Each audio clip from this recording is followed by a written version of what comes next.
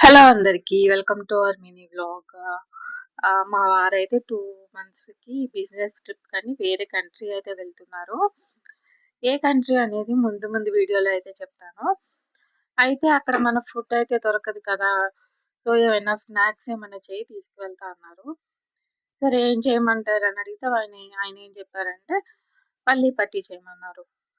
పల్లీ పట్టి అనగానే వామ్మో! అనుకున్నా. ఎందుకంటే అంతకుముందు నేను ఒక 2, 3 టైమ్స్ ట్రై చేశా.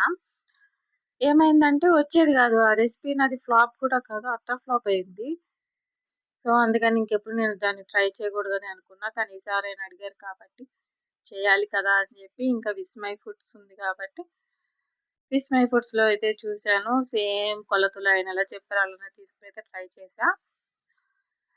ఈసారి నా రెసిపీ సక్సెస్ అయిందా? ఫెయిల్ అయిందా? అనేది లాస్ట్ వరకు చూడండి మీకే తెలిసిద్ది.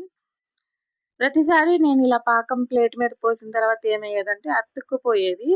అసలొచ్చేది గాదు ఎంత కుస్తీ పడినా. కానీ ఈసారైతే పర్ఫెక్ట్‌గా వచ్చేసింది. నేనైతే ఈసారి రెసిపీ చేయడంలో సక్సెస్ అయ్యాను.